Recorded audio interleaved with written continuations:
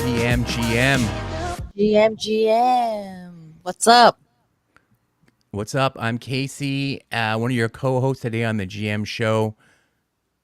GM. My name is Karen, and welcome to another episode.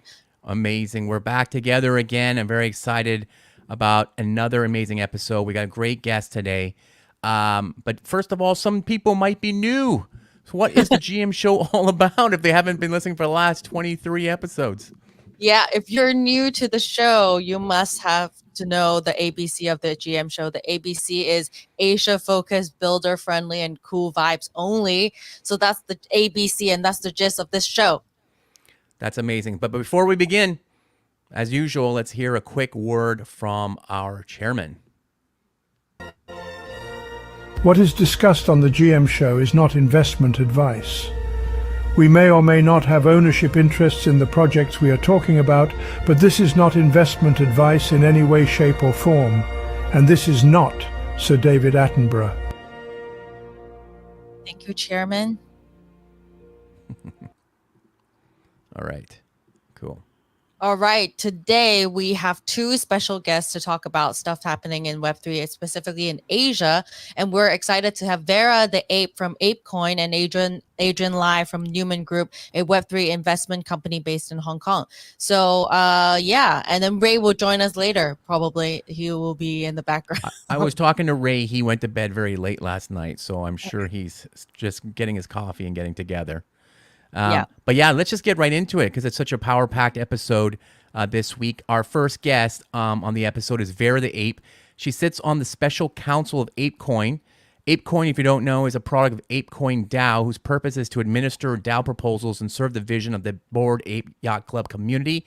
Her specific pink Ape PFP is so cool. It's the focus of a special banana cold brew coffee. I saw this at the San Francisco airport as part of a Hong Kong startup called Cafe X.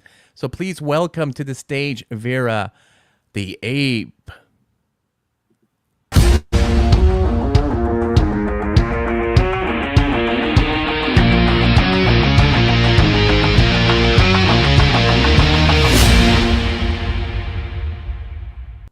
GM Vera. GM, thank you for having me.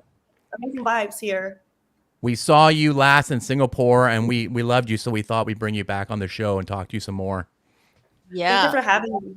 Thank you for having me. So, Vera, where are you based? So I'm based in San Francisco. That's why, Casey saw the coffee at the San Francisco airport. But now I'm currently in Asia. I We're in see. the same time zone, yeah. Okay. So what does a member of the special council at ApeCoin do? And how is that connected to the Bored Ape Yacht Club? Yeah, so hi, great meeting everyone. I'm Vera from Special Council of ApeCoin DAO. And, a little bit introduction of me. I was in AI for 7 years as a software engineer, and I left NVIDIA earlier this year. So in terms of special council, we're kind of functioning as a board member of ApeCoin DAO that oversees and governance the DAO and making sure things go smoothly. We review AIPs.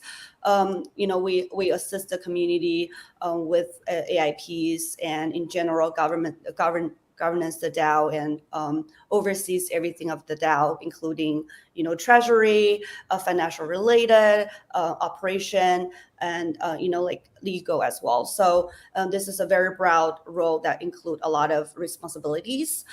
In terms of how it related with BAYC, it's a very separate entity. Bored Ape Yacht Club is the part of the Yuga Labs, and ApeCoin DAO is a Cayman Island based foundation, and we are kind of like ecosystem that supporting each other. And Yuga Labs or BYC, they're a very important contributor of the DAO, and they're very important to the DAO as a governor. And this is how the relationship is. But we're two total separate entity, and to participate in our DAO, that you don't really need Ape, you don't need a BYC, MAYC. All you need is one ApeCoin to participate in our DAO. I see. So, how's that going to affect the Bored Ape Yacht Club, and how does it work with the DAO? So at very beginning when we launched, we airdropped our token to Bored Ape holders, and because of that relationship, our community and the BYC community are very overlapped. So our community is a kind of like a bigger community that includes, BYC community, but also include, other community member as well. Like there are Azuki community members, there are, Cool Cats, there are all those different Apache penguins, and they have like, even some of the, Mochaverse is one of our, delegator that they vote in our DAO as well. So we're a bigger community that we want to empower the culture of Web3 and push it forward and see what community can build. So that's what mainly we're focused on in the DAO. I see. So we saw like Proof with some restructuring, and we also see like Yuga Labs has some layoff this past week. So what do you think is happening, and like is it like a good or bad thing, and how does it affect like ApeCoin? Yeah, so it's not really affect ApeCoin, and we're really looking forward for people that can contribute to the ApeCoin, that the one that they left Yuga. But I think from the facts perspective, like layoff, it's a strategy change of Yuga Labs. You probably saw it from the announcement. The Yuga Labs announced it recently. So from Daniel's email that it was mainly a strategy change, and Yuga decided to focus on the other side, made by apes and community. So they wanted to concentrate on all their energy to specific things that they think is more important. So from that perspective, I think it's very it's very unfortunate for people, amazing talents that they had to leave. And I do believe Yuga had a very high burn rate. I do believe that this is a good idea, like to focus on like the things that are important.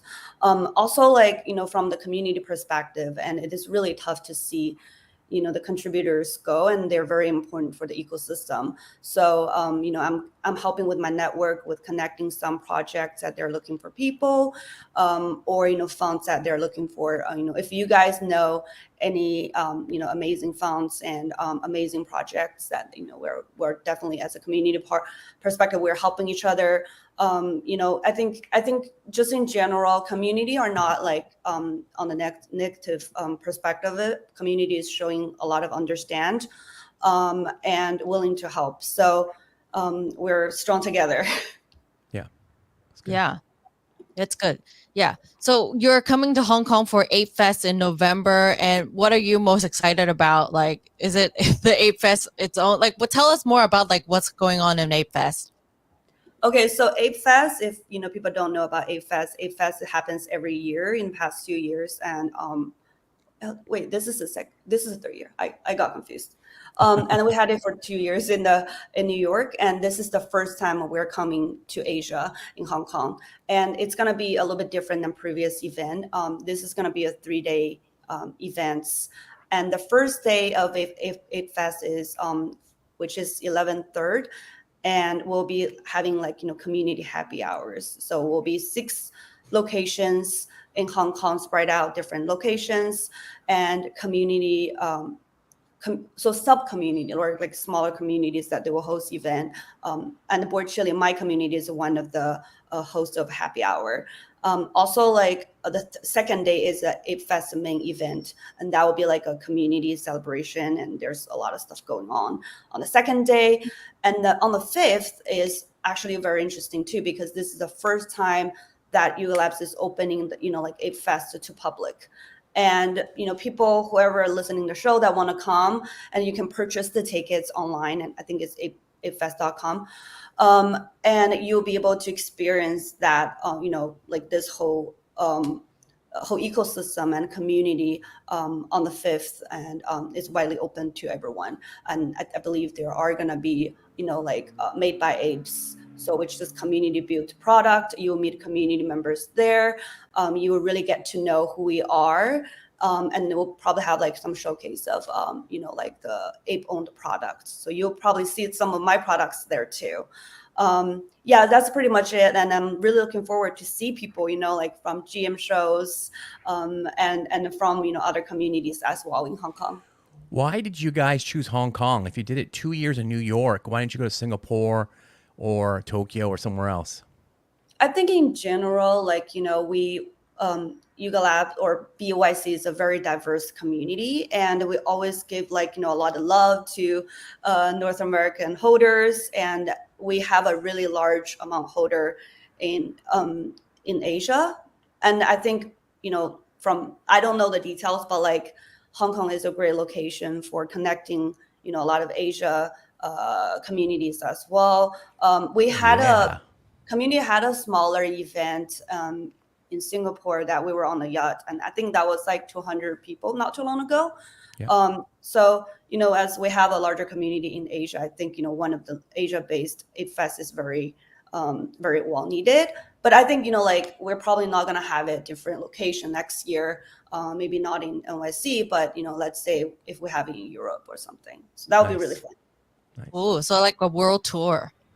Yeah, and then meet like the world member of this like BYC as well. I think because they also have like other side test event going on.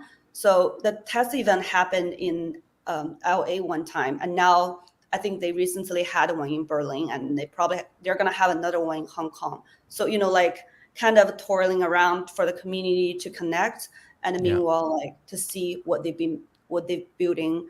And I think that's a great strategy. I would, if I were them, I agree. would do the same. Very good.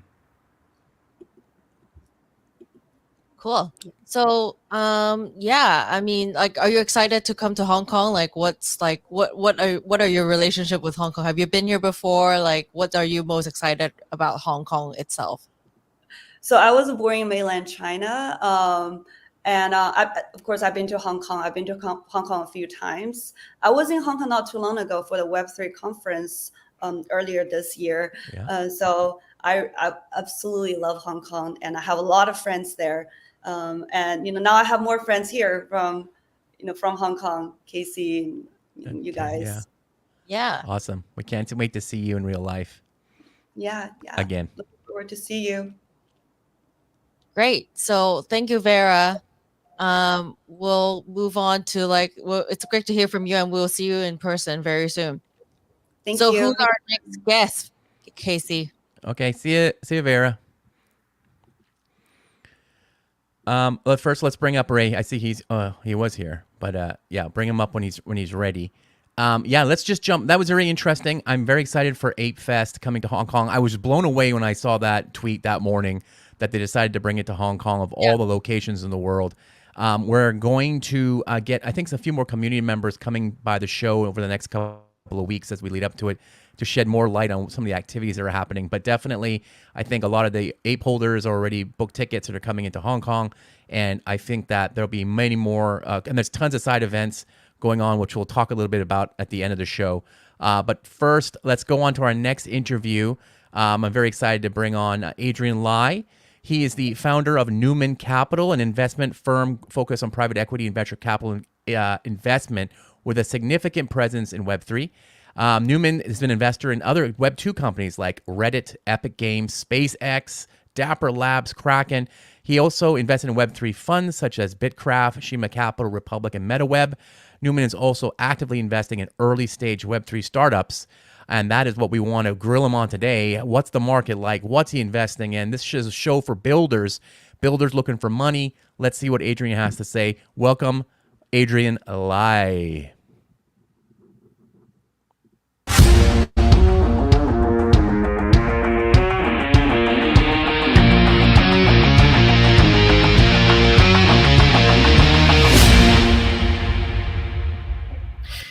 GM.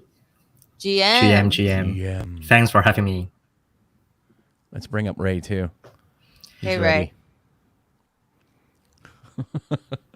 He had 2 hours of sleep last night. Hey, Ray. He's ready. He's GMing with everybody. Yep. Adrian, to start off, let's have you tell us a little bit about Newman Group and how it splits up into different pieces and what each piece does. Sure. Thanks for having me. We always run as a Newman Capital for the past several years, headquartered in Hong Kong.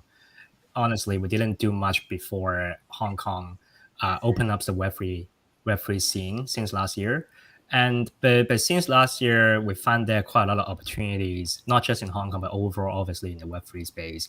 And we expand beyond Newman Capital purely as an investment firm, that now we do also advisory, mainly for Western companies who want to get exposure in Asia, because Asia is a growing region for Web3. And we also have incubation arm where if we want to find particular opportunities, but there's none of the companies out there doing it that we can invest in, we'll decide to incubate ourselves. And the latest one is actually an NFT perpetual exchange called Try Free that you could long short NFTs. And we also have an accelerator arm. So basically, Newman Group is the holding company of 4 subsidiaries that we have. And it's just the brand for the group just started this year. Amazing. Now, you're in Hong Kong right now, but we were all of us on a panel in Singapore just a few weeks ago at Token 2049. That video is actually now on YouTube, so you can watch us speaking on stage. A lot of Karen's fans are on Twitter demanding it, so now it's on there. So we'll post it on the GM Show official Twitter. I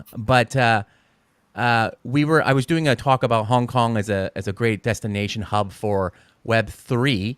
The panel is only, I don't know, how long is the panel? Like 20 minutes, 30 minutes? There's 5 of us. We don't have much time to say a lot. So now is the time to, and also I haven't been to Singapore in like 5 years, and I definitely haven't seen it in real life. And I've talked to Ray about this, to see the enthusiasm for Web3 in Singapore.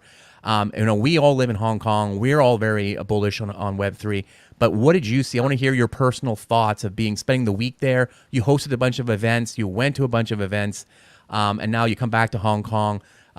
Bullish, bearish, what's your vibe between Hong Kong and Singapore? Are always rivals in Asia, but I want to hear what you think.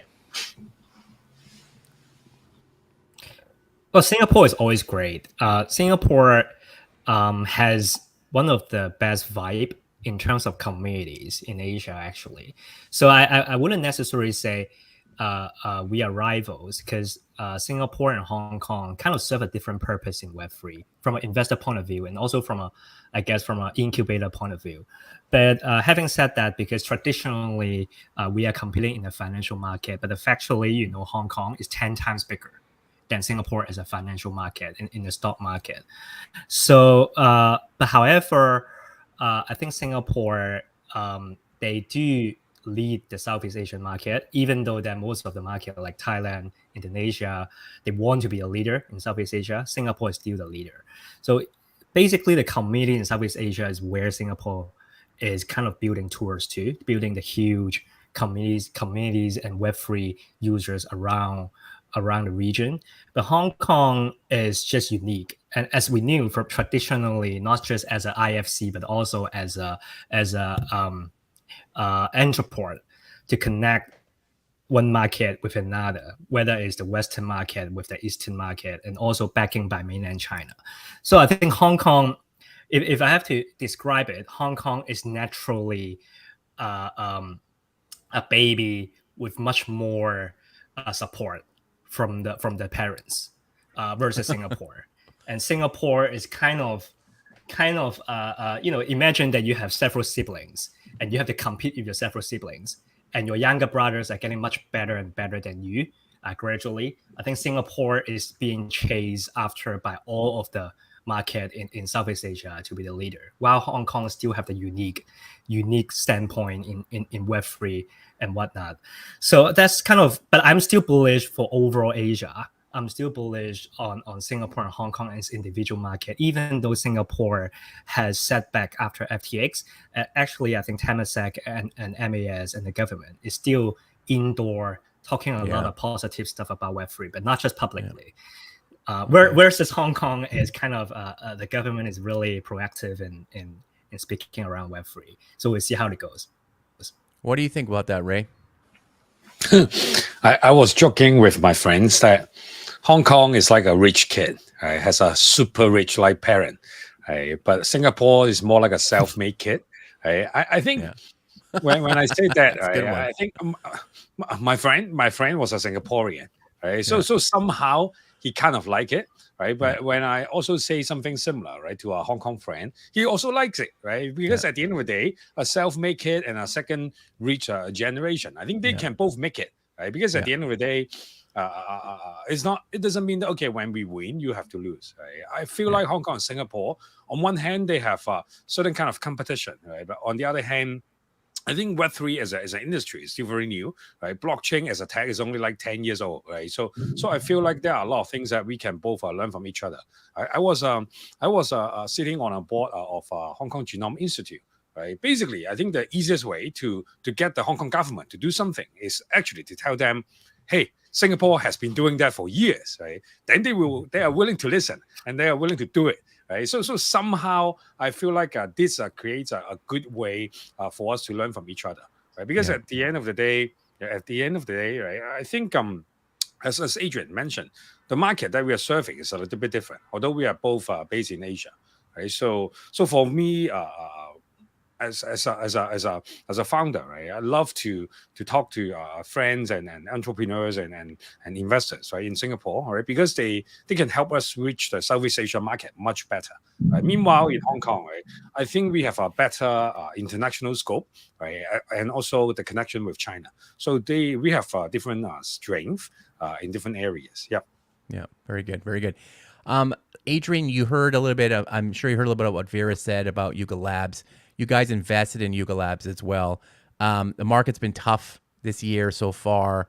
Not a lot of investment activity, companies scaling back. I mean, we've seen this across everything. It's not just Web3, but since this is a Web3 show, we're going to focus on that. What do you got? What are you seeing personally in your investments over the last year or a bit, and where do you see it going? Is it particular in Yuga Labs or just overall? Well, I guess the Yuga Labs question is more like because it's happening right now, kind of they're restructuring and then Proof as well, like a lot of these companies. But like I mean, I don't want to dwell on that because everybody's like that, right?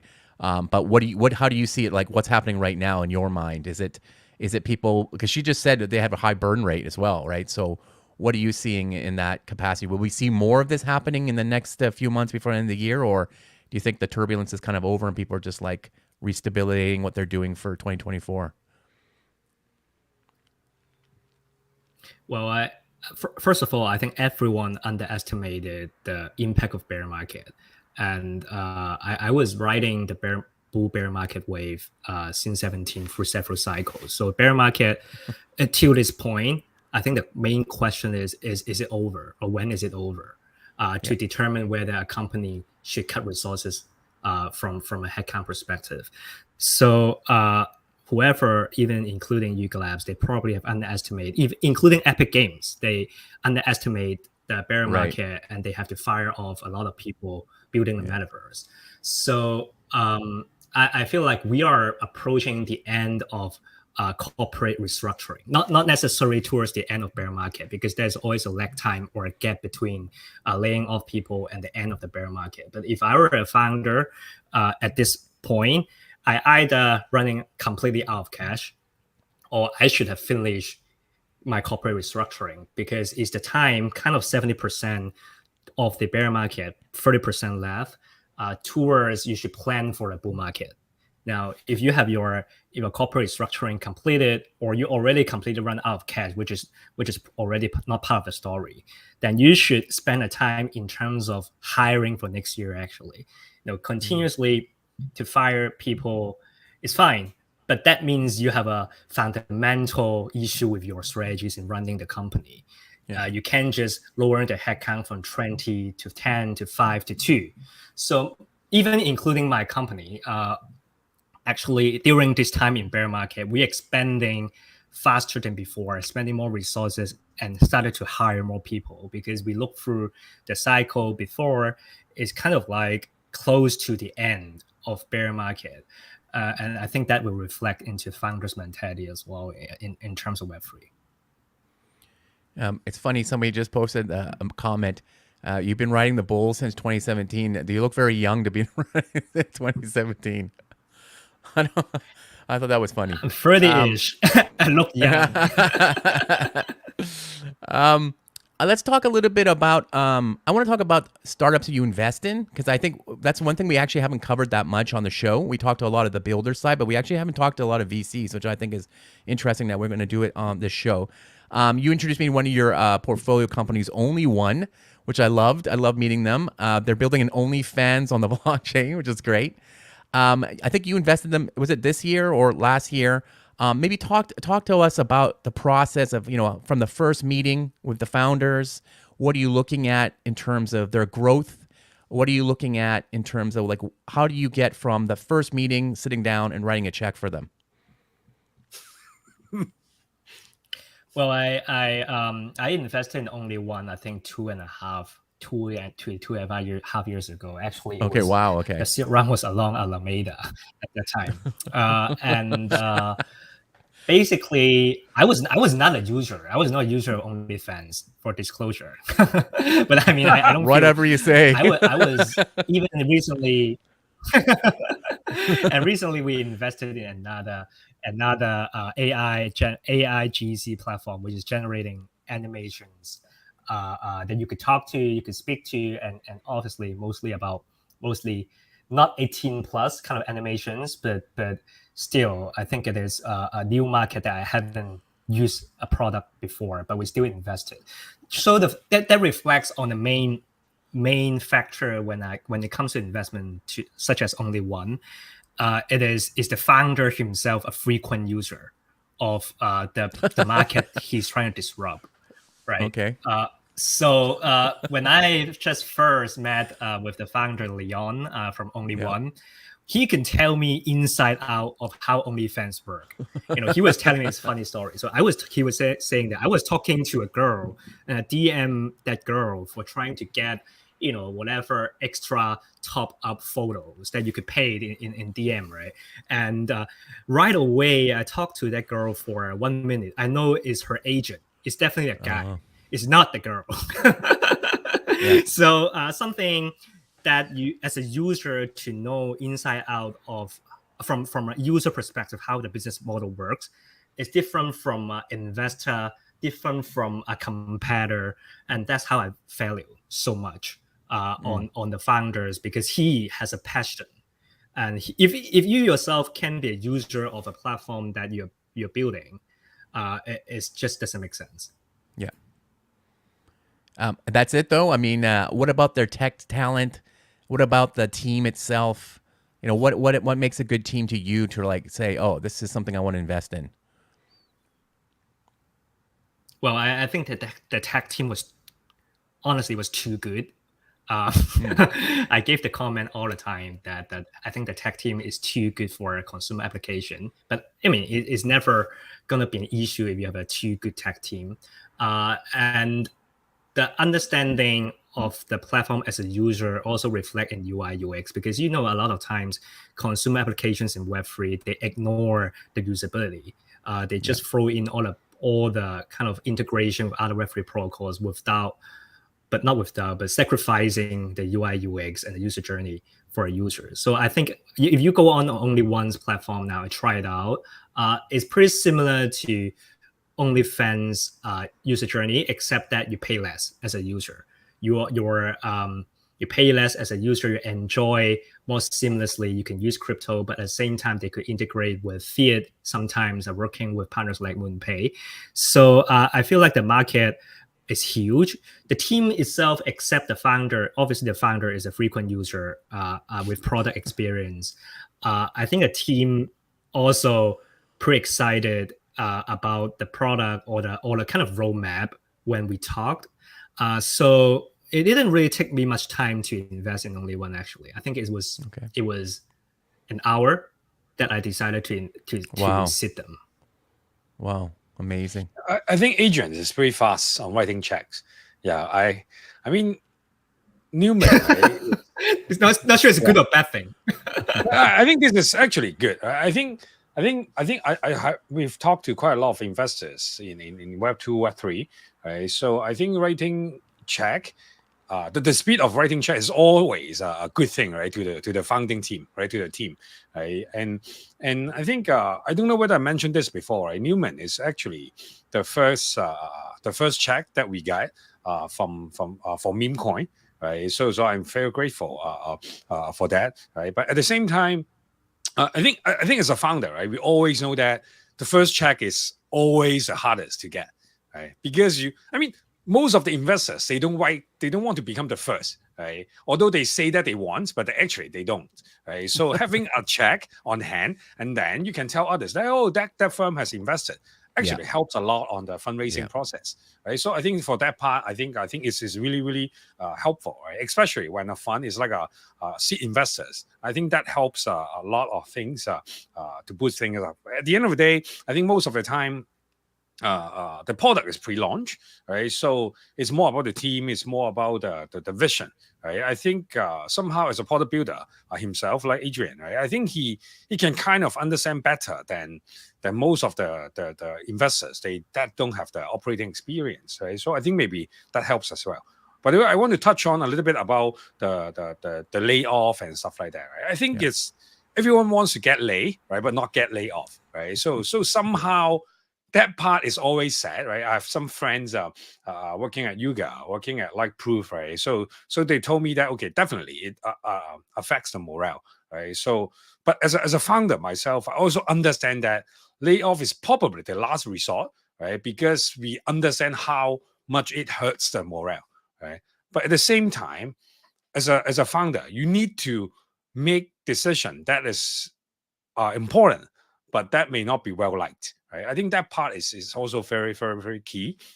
So I think what I just want to share is when you look at the market right now, most of the time is U.S. companies doing layoff, U.S.-based company doing layoff, because the cost of hiring a person, right, with the same capability, I would say is at least like 10 times higher than any country in Asia. I mean, Hong Kong is one of the leading cities, right, in Asia, right? But the engineers, right, the top bankers, right, the top financial talents, is still not as expensive as in the US, right? I think just because of that, it makes the operating cost way higher in the US, in Europe, right, than any other cities, any other countries in Asia, right? We have been looking into some acquisition opportunities, right, because of the bear market. But when we look at the salary of the team, it's really hard to justify why we have to hire that team, right? Because for the product itself, everyone is not doing great, right? So when we buy the product, it's actually not about the product. It's actually not about the so-called users that we can get, but more about the team. And most of the teams are great, right? But when we look at the salary, with the salary, we can form a 20-person team in Vietnam, right? Then why do we have to buy that team? So I think those are the challenges for any US base or Web3 projects or just Web3 corporation in general. So I think that part is the hard part. Of course, in Web2 world, the revenue is also the biggest in the US and Europe. But in Web3 world, when the revenue can come from anywhere, I think the comparative advantage on that end, I think is a little bit smaller in the US for the US team, for the US talents. Yeah. Are you seeing that, Adrian, too? Like another question just popped up. And do you invest? You don't only invest in Hong Kong companies, right? You obviously invest in companies all around the world. What are you seeing in terms of salary when you see some of these pitches come in your way, or where how much are like people paying salaries? Obviously, the West in the States it's higher, but are you seeing that as a competitive advantage for startup that is based out here in Hong Kong or anywhere in Asia? Well, before I answer the question, I'll come back to that as well. And I think one thing that Ray mentioned just now in terms of writing fast check, because I was reflecting on that just now. I think the main thing talking to founders or choosing whether to do investment is really based on the founder's quality. And when I say quality, is not really just about the vision for the product or the company, is more about the personalities. And sometimes certain factors that I look at, including obviously charisma, is something that Ray has, and a lot of founders are good at charisma. But there's certain qualities such as your persistence, such as your passion, something that is non-quantifiable that I think, from my perspective, it could be wrong in the future, but I tend to look at those quality and make a decision. Because a company could pivot at a seed round, and I think a lot of my peers, investors, they always are confused whether they are pre-seed investors or round A investors. Because round A investors, you obviously look at different things. You expect a product, you expect for whatever that's required for you to do a due diligence. But pre-seed investor is always about that guy. So I don't see that as a huge lag time you should have if you think about the personalities. Obviously, you should hang out 1 or 2 times more. But Ray and I have a lot of mutual friends before, so I kind of know what kind of person Ray is. So, but back to the question in terms of a salary, and I mean, for disclosure, we did invest in Hong Kong companies, just not a lot. We have even in this space, we did invest in Monkey Kingdoms and in the Kingdomverse. The game that they're doing in the space, they're a Hong Kong company. And last month, we invested in Xverse, the Bitcoin ordinal wallet, which Ray also is an angel investor. So we do invest in some Hong Kong companies ever since the space opened up in Web3. But in terms of salary-wise, yes, I think in terms of product, tech team, and in terms of some of the business analysts even, as a market, we are losing competitive advantage because we're such expensive market. And if you look for some of the blockchain dev, some smart contract dev, they are more prone to quality, more sensitive to quality. Probably you wouldn't hire every one of them in Southeast Asia yet because it's just growing in terms of quality. You still hire someone in US, but someone like a product managers, a business analyst, those you could definitely hire in Southeast Asia. Sometimes in Eastern Europe as well. I think Eastern Europe has a huge chunk of good quality people. But in terms of visionaries, I mean, the founder level, kind of C level, I think that's still something, someone that you will pay higher salary and also upside. I'm sure Ray knows better than I do in terms of hiring the right mix of talents. Yeah, I think, I agree, right? I think there are certain areas that it still makes more sense to hire a guy, even though he's like 10x more expensive, right? For example, for leadership team, right? For sales team, right? I think those are the people that you are willing to pay a high price, right? And for people who are more like on the ground, right? Then I think it's more about that individual, right? That's why I think it's kind of sucks, right? Because we've been talking to quite a lot of good teams, right? They're great, right? I mean, they started their project, right? And they had a good run, right? Right now, because of the financial reason, because of the bear market, they have to shut it down, right? Because somehow people don't buy NFT anymore, right? Royalty is dead, and I mean the vibe is bad. Right? I think all those things lead to a lot of conversation. But when we talk to the team, it actually just doesn't make sense for the buyer, right, to buy stuff, right? And I think even if it is not in the so-called bear market, right, I think as Adrian mentioned, I also do some in angel investment by the side.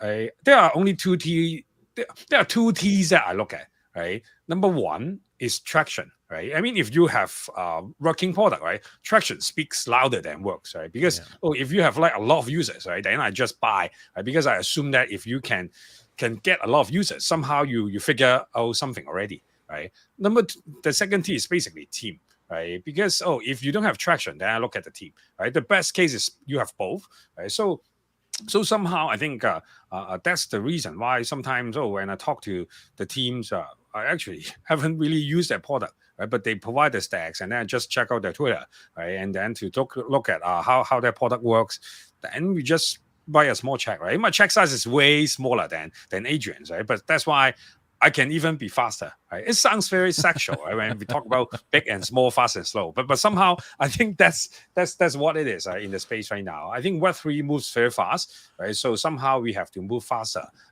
from the founders and also from the investors' point of view. Yeah.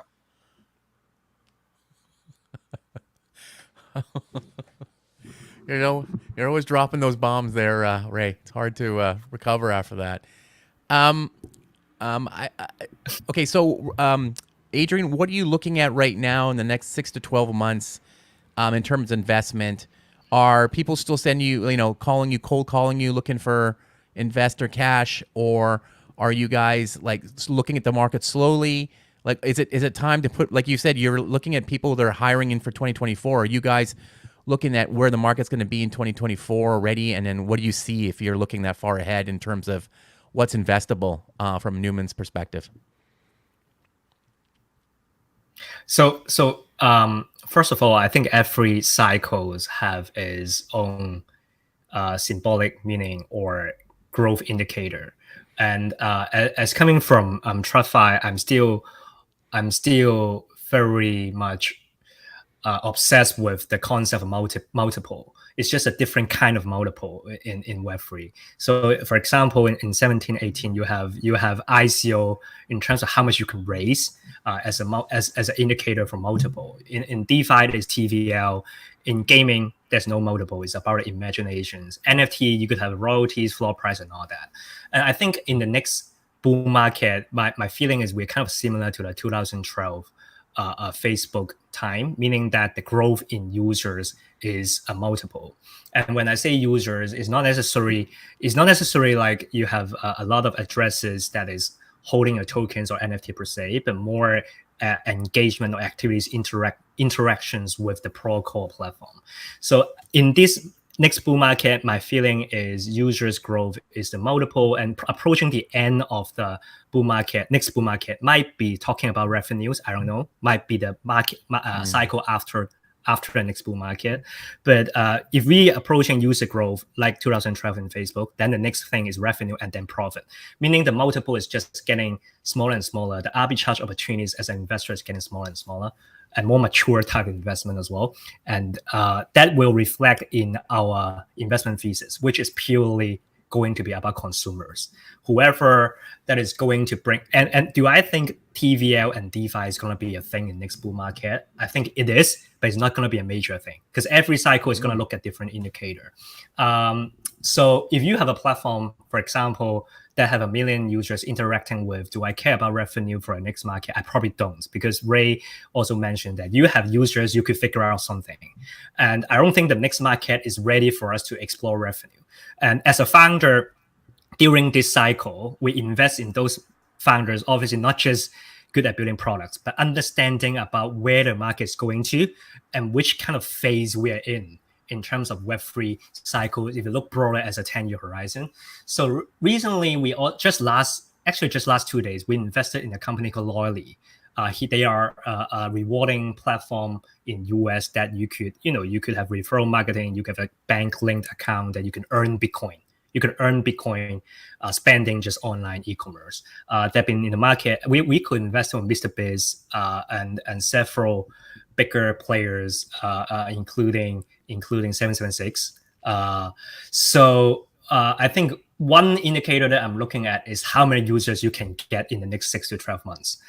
We decided to invest just in several days because we look at the DD documents and all that, and I think user growth is the single indicator I'll look at.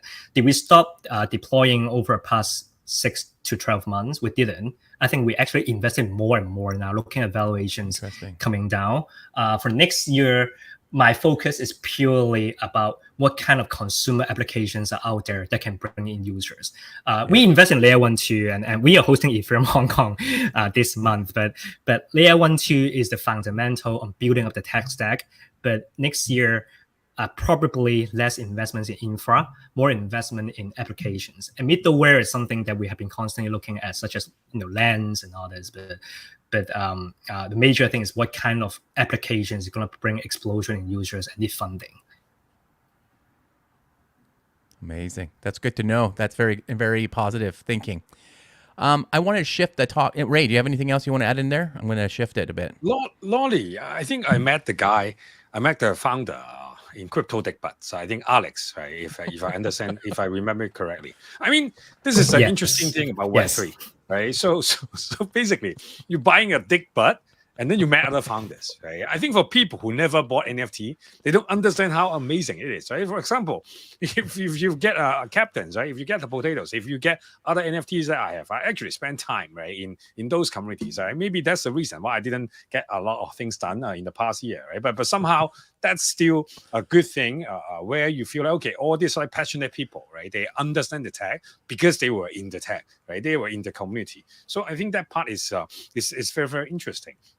Oh, one more thing I forgot to say is Adrian mentioned that, okay, this may be the end of the corporate restructuring, right? I think that's kind of what I feel as well, right? Because most of the founding team, most of the team or management that I talk to is they always don't want to be the first one to do the layoff, right? Because it sounds so bad, right? But once you have a team to do the layoff, then other teams, they will also announce a layoff news as well, right? Because on one hand, they may share some common investors, right? So they kind of like plan it. Number two is, okay, someone has done that already, right? So even if I do that, I ride on the restructuring or refocus or bear market narrative, it doesn't feel as bad, right? Because they did that as well, right? So somehow that's also the trend that I see. So if I were a team that wants that plan to do a layoff, I probably would have announced the news already, right? When proof, right? When most of the Web2, Web3 teams with funding that already make the news, right? And I think somehow it's kind of like a fashion, right? Right now, if you go to a fashion store, in Hong Kong, right? Hong Kong is still like summer, autumn, right? They're already selling clothes in winter clothes already, right? You have to prepare for the next season. Yeah. Right? And I think restructuring is actually is something like that, right? So you do it before you need to do it on one hand, right? But also you do it prepare for the next season. Right? I think that's something that's somehow what I see it. So I feel like this may be a good news. I mean, it still sucks for people that are affected, right? But it may be a good news because the teams are getting more well positioned, right, in the next season. Yeah, I agree.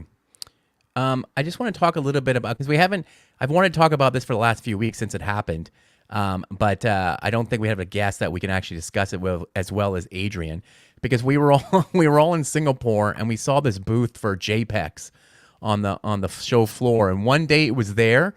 Karen and I walked by it. We're like, "Oh, look at this! Is this a Japanese? What is this Japanese site?" And the next thing you know, it's closed down, and everybody's talking about it getting shut down, and it's from Hong Kong.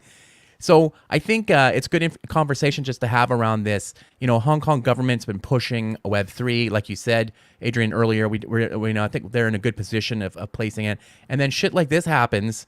And brings it down. It brings the image a notch down a bit. I don't know if it's as big an international thing as it is more of a local thing, because I don't think a lot of people anywhere outside of like maybe Asia know what JPEGs is or what this even is. But reading the news about it, it's quite substantial. Just in case anybody in the audience doesn't know what JPEGs is, it claimed to be the world's first crypto exchange offering users dividends. It boasted a lot of partnerships with companies like HSBC and Alibaba. It lured a lot of investors into promises of high returns and low fees, and had a really aggressive marketing strategies. They were in the MTR. They got influencers. It's a typical American kind of play, but with seemingly no regulation, and everybody got kind of in trouble at the end of it. And the FCC in Hong Kong just shut it down on day 2 of the Token 2049 when we're there. What do you think? This is a question for everybody, even for Karen, because you guys have seen all this stuff happening. Adrian, does this hurt Hong Kong a lot? Is this something that the government should be watching more out of? This is not an FTX size thing, but it does make it makes them look kind of dumb, right? Because they've been pushing all this and then they can't even manage this stuff. What do you think? Well, I first of all, I think let's talk about the good things. As an exchange that no one knows, and it's just a local exchange, but it's still, you could fool people. 1.5 billion Hong Kong D already reflects the size of Hong Kong's capital market. First of all, so true. That is the only good thing that I could extract from this news. So you imagine is a bigger exchange, slightly bigger exchange in Hong Kong. Acting in a legal way, you could have a much bigger capital market. Well, in terms of JPEGs, I think obviously they are potentially fraudulent, but my feeling is, as you, Casey, Karen, and I think Ray, we all in Singapore, and choosing that moment to do an announcement by the government.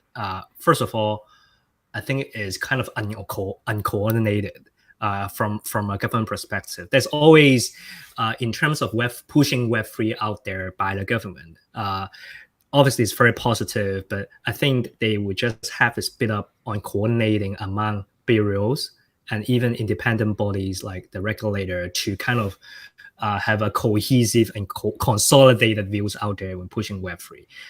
My personal feeling is just it doesn't hurt much to just delay for several days and do the announcement on the bigger bombs, because it's just 2049. It's the biggest event during the year. But having said that, my understanding is also reading just from public sources. The regulator has been interacting with JPEGs for over a year. It's not that they haven't looked into a situation. So it's more about the PR side of things that I think the government should do better. But going forward, well, having said that, I think it is always expected setback for Hong Kong's Web3 when you push something very pioneer. And I think it's very fortunate that we have the government trying to push this faster than we expected. But the setback is also expected. It's just that I haven't thought that it's going to be that fast in terms of an interim setback. But it's just an interim setback.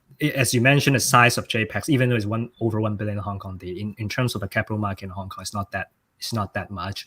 It's not a very known exchange. I see the industry players are still very much positive building the Hong Kong ecosystem. We just need a time to digest this and move forward. I don't think it's going to hurt the Hong Kong Web3 pretty much, but that will allow us to digest as a private sector and how the government is going to reflect on rolling out policies and in terms of public press release and all that. Yeah. I think Adrian's is very polite, and also his answer is very well crafted in a way. Right? For me, I just say whatever shit. Right? So I think it's very different, right? To me, it's almost like, oh, it's a great thing, right? To get this exchange busted, right? Because when I mean, most of the friends that I know who are into crypto, right, understand what crypto is and has been in crypto for some times.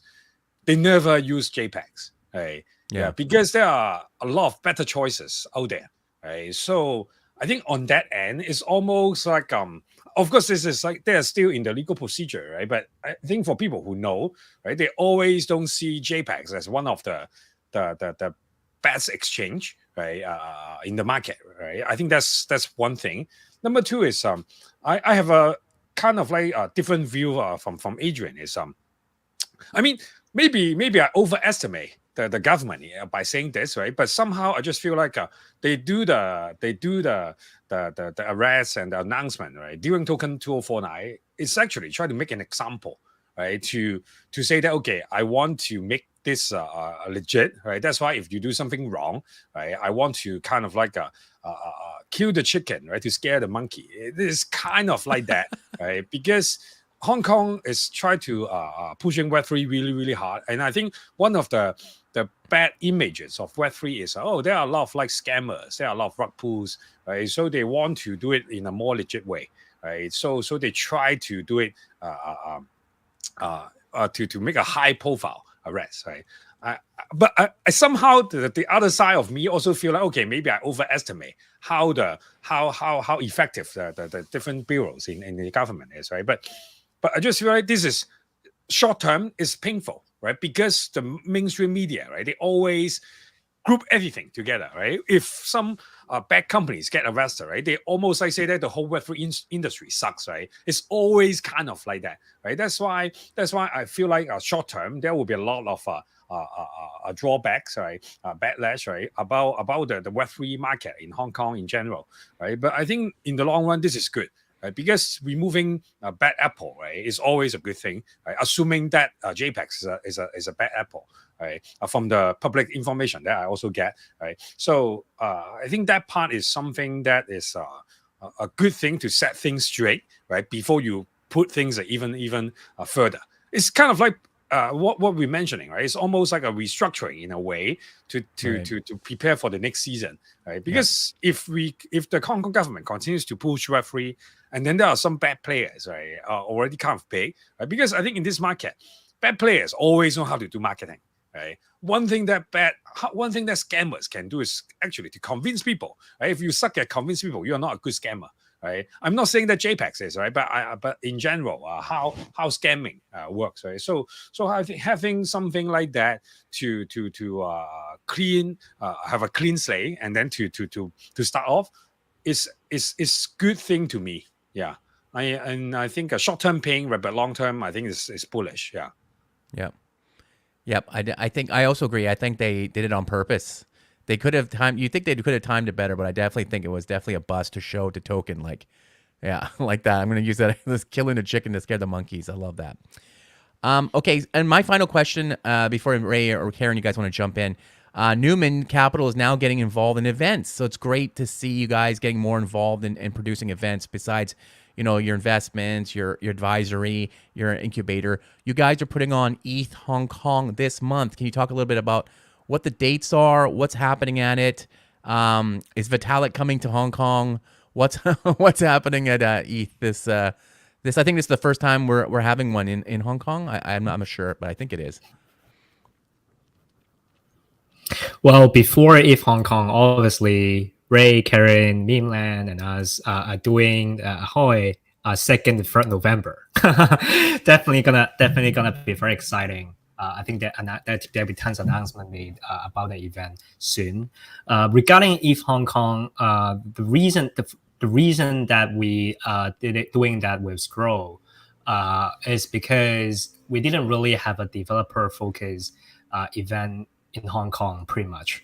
Starting from this year, ever since Hong Kong opened up Web3, we invited Polygon and Sandeep to the Hong Kong to host certain events to open up the developer community. I think Hong Kong doesn't have that much.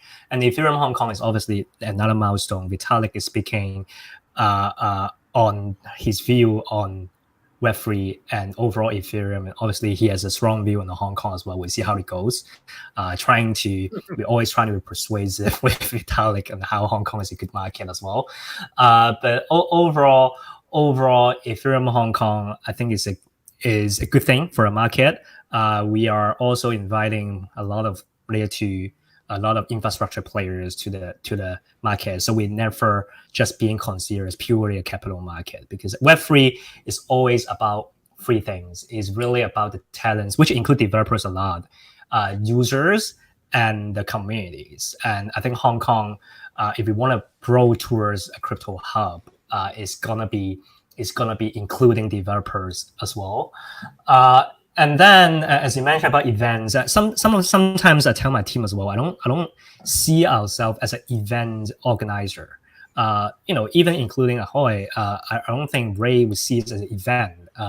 It's really an initiative to engage with community, to build something bigger, or there's a Web3 pitching competition, including in the so-called event, is always a testing ground for us on how to engage with potential protocols, how to potentially have them being part of the Memeland ecosystem as well. So same thing, we are dropping a huge news end of the month, this month, that we are going to work with huge international players with 10 plus, 20 plus million of followers to host the first of the events in Asia. It's complex. They were huge. They're huge in US. We're gonna bring them to Asia, and first time in Hong Kong. And is a cultural, entertainment, music conference that's gonna happen next year. Over 40,000 people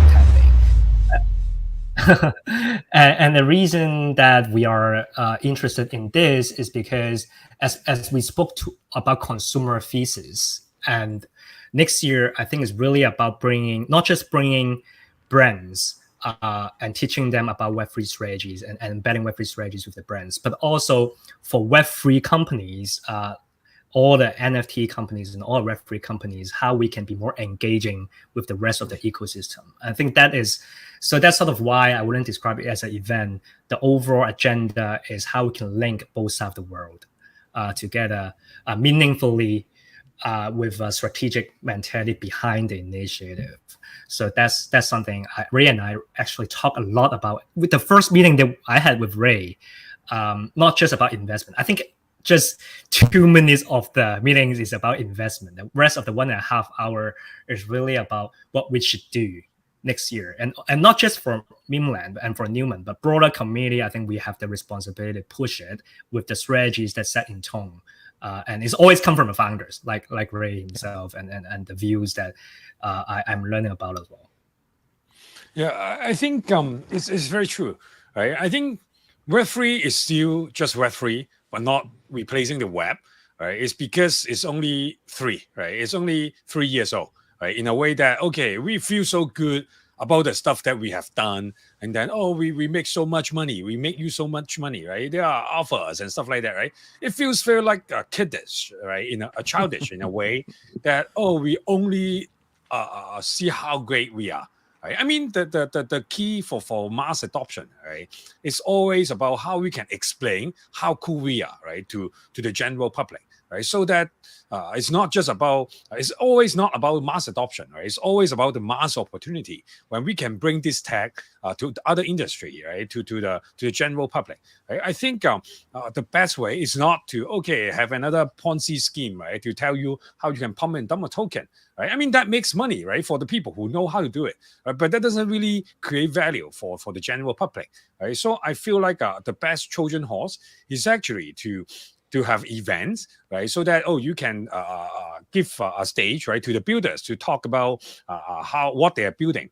Right, and also helping some existing big events, right, to maybe adopt some Web3 technology. I think that also helps to kind of get people to understand how awesome it is, right, actually to be in Web3, right? Because you can't just say, we can use NFT as a kind of like a replacing ticketing, right? But no show is actually using NFT, then this will never realize the potential. But if there is like a complex con or some like a concert, right, that supports like NFT ticketing, right, then people can see, in the past when I get the ticket, this is only one-off event. Right now, if this is a NFT ticket, right, then we can collect it, right, and then we may be able to get further utilities, right, by holding that ticket, maybe a discount, right, for the next show and stuff like that, right. I think all these things are only possible, or are only, I would say, more accessible, right, when a blockchain tech is involved, right. I think those are the things where I think there's a good intersection, right, between like so-called Web2 and Web3 starting right now because of the bear market. Because when it's like a bull market, people only talk about how much your token is pumping, right? Right now, we actually talk about the adoption, right? Whether this is a real thing that can change a different industry instead of just talking about money, right? I think Web3 is always about how to create value, right? But not just about how to not just about the price, right? And I think this is a good news, right? When an OG like Adrian, and also a firm like Newman, right, to bring those good names, right, into Hong Kong, into Asia, right, and that will kind of like further tell people that how awesome Asia is, right? How great, right, Web3 is. I think this is a good start. Yeah. And there's also one point. So I think it is when people or investors telling me that why are you investing in an NFT company? And I think it is really bad investor, because if you look at Memeland, you look at Asuki, for example, you don't really describe it as an NFT company. I think that Captains and all the NFT collection is NFT is a medium to really engage with the community and to growth hack your communities for a product that you're going to launch, whether it's going to be decentralized social, whether it's going to be entertainment focused product. And I see NFTs, and I try to digest that for a long time as well, as I ape in a lot of NFTs, and how being a holders yourself really care about the communities and the product is growing. If you don't have NFT, obviously you could have blockchain tech as an underlying layer for someone like only only one, that you could have a cheaper transactions, you can more seamless kind of things.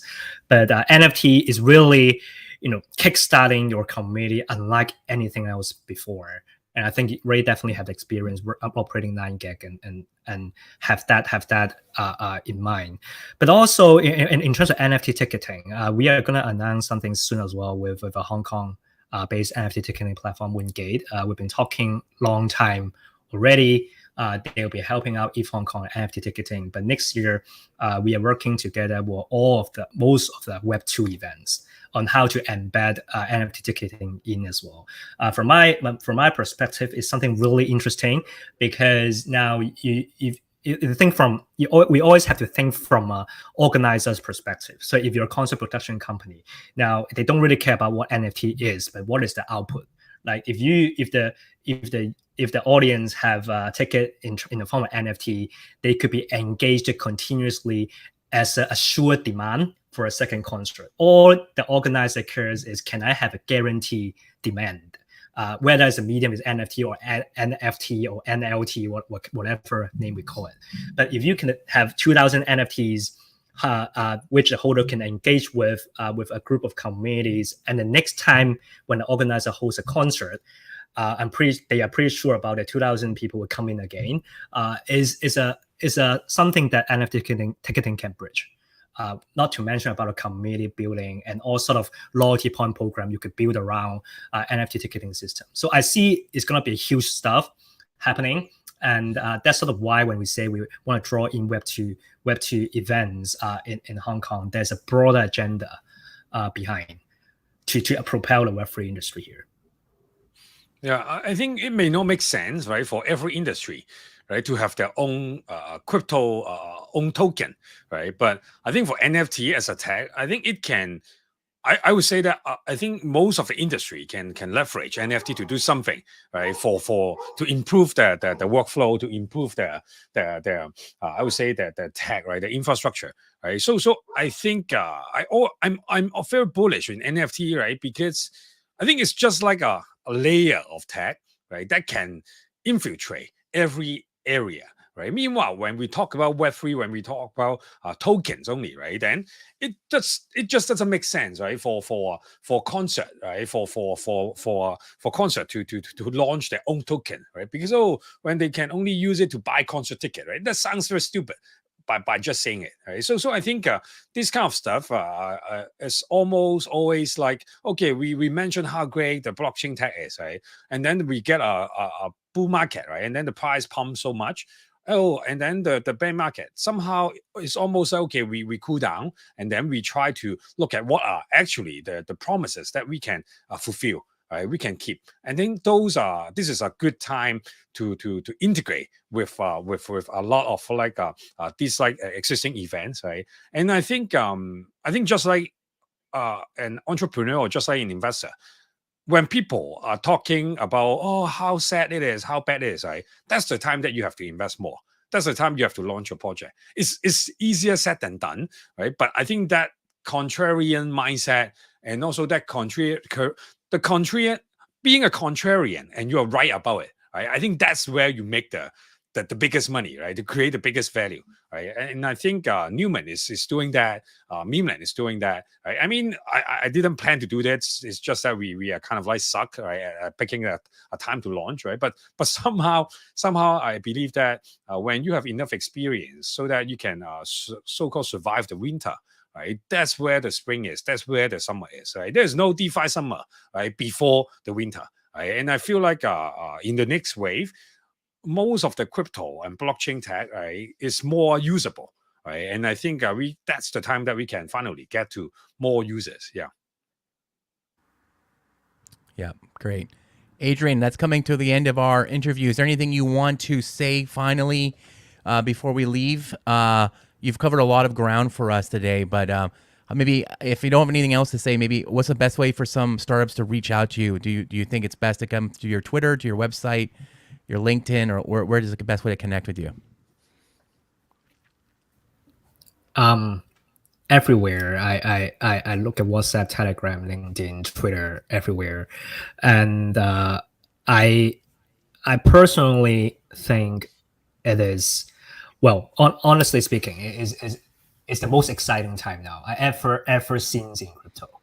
The reason is I'm sure some of the people listening to the podcast, or even including ourselves, were kind of confused at one point in crypto. I'm sure Ray did as well, kind of revisit, hey, is it the right thing to do? And during this time in the market, it's not just about being opportunistic in terms of being contrarian. I think contrarian is definitely good. I'm always a contrarian guy, or as I mentioned, whether it's right or wrong, we will see in the future. But the time now, I see real product, real tractions. Two of my portfolios yesterday that when we're going through our IC has a up round 3 to 5x in this bear market. Nice. It's all about tractions in this market. You can raise a 3 to 5x multiple, not multiple, but in terms of valuation hike, if you don't have product tractions in this market. Right. One company that we invested in back in several months ago, I think they have 220k users. As of yesterday, they have 1.4 million users. And users that are paying have 20% rate. So over 300k-ish, the 200k-ish are paying users. I think in this market, as we kind of look at how consumer journey and how users engage with Web3 protocols evolve, I'm really excited every day. So I'm working more than the bull market. I'm working 18 hours a day in bear market.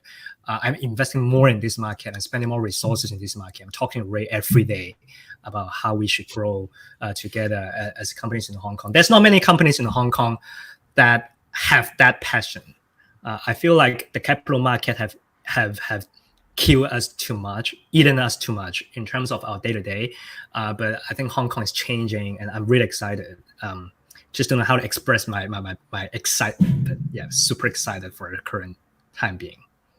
Yeah, Amazing. I think that's the reason, right? Why we even have a fucking pitching competition, right? At a boat trip, right? That we're hosting in Hong Kong. Right? I mean, we still work, right? While we are having fun, right? And we as a founder, right? I understand that in this market, it's so tough, right, to be a founder, right, and so tough for a team, right, because most of the investors, they are kind of like they stop investing, right, and they are more like just observing the market and stuff, right. So when everyone is just having parties, right, we still have parties, right, at the Meme event, right, but we have a pitching competition. This is actually an idea by Adrian, right. He mentioned that, okay, what if we can do something different, right? But also something valuable, right? Not just trying to be different for the sake of being different, right? But can we have something more useful that can help the entrepreneurs, right? That can give a chance for the builders, right, to shine, right? That's why we have the pitching competition. Right? I think it's a very, very simple way, because it's we are not asking you to prepare for 10 days and stuff like that, right? It's almost kind of like a business plan sharing, right? During like university or competition, stuff like that, right? So you can just go to ahoyhk.com, ahoyhk.com, right, to apply, and then you will have a section, right, with Adrian, with me, with other guests, right, to win some prizes, right, to get the connection, right. So I think these are the things that we try to be different, right, and try to create value at the same time, right. So I think as Adrian mentioned, right, he talks to me almost like every day. I think too much, right. I talk to him more than I talk to my wife, right. But somehow it's good to see people in real life and listen to their ideas, right. And I think join the pitching competition, right? If you have an idea, right, or refer to a friend, right? If you know that your friend is building something cool in Web3, right? And and we see you in Hong Kong. Yeah, we see you on the boat. Yeah. Excellent. Don't All get right, thanks. seasick. Sorry? Don't get seasick. Well, I think there's seasick tablets. Give it to everybody before you get on. This is a test, right? If you can't even get over seasick, right, then you probably can't sail in Web3, because Web3 is so turbulent. Yeah. So turbulent, exactly. All right, Adrian, thank you so much for your time. I really appreciate it. Thanks, Ray. We'll see you guys at ETH Hong Kong and at the Ahoy event in just a few weeks. So thanks a lot, guys. Thanks Thank a you, lot. Adrian.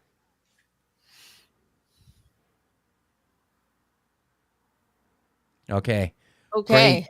November is a big week for Hong Kong, and we have Hong Kong FinTech Week, Ape Fest, ETH Hong Kong, and then also our meme lands Ahoy basically sail across Victoria Harbour, and there's an after party. So we thought we would do a weekly countdown for people to come to Hong Kong. Yeah, the first we put a bunch of the stuff we thought you should eat, shop, and see while you're in town. But Yeah. I mean, maybe a little bit more information to some people about what the Meme Land Ahoy cruise is going to be. How do I get a ticket? I mean, I know you can apply now. Ray just said you can apply to pitch, but is there room still for people that are coming to Hong Kong that week to get on the boat with the rest of us? The boat is basically full right now. So we have November 2nd and the 3rd. And basically those 2 days, we have 2 sessions per day, and they're all full. But they're all for holders and friends of Memeland. And I'm really, really excited to meet people in real life. And there's an after party at Faye Club, and we're trying to open up more spots. Meanwhile, we already have 100 people signed up. So stay tuned, and then we'll have more information for that. Okay, great. And of course, we're going to be doing the GM show live like we did in Singapore, but we're going to do it on our hometown in Hong Kong. Karen and I are planning a really amazing venue with super amazing guests to come out and be part of the event. But there's a lot of stuff going on that's not Memeland related, so I want to make sure that everybody knows. There's a couple of Excel spreadsheets floating around, but my good friends at Luma put together a calendar for us on their site. So if you go to luma.ma/HKWeb3, you'll see a bunch of events that are happening across the city in the next couple of weeks. And there's a lot of stuff happening already that's filling up in there, from the Sandbox, Hash Key. A lot of people are putting events in there, and there's a little map on there. If you've never been to Hong Kong before, you can easily find your way around Hong Kong Island for all the different events. So we're very, very excited about that. Yeah. I'll pin all these to the GM Show community on Twitter or X, whatever we're calling it now. It's open to all that collaborate on, so definitely post feedback of the show, and we can chit chat about stuff on there. That's kind of like the private, semi-private forum that's on Twitter right now. Yep. So that's the end of this week's episode. See you next week for another GM Show, and follow us on GM Show Official on Twitter. Well, we call it X, and on YouTube.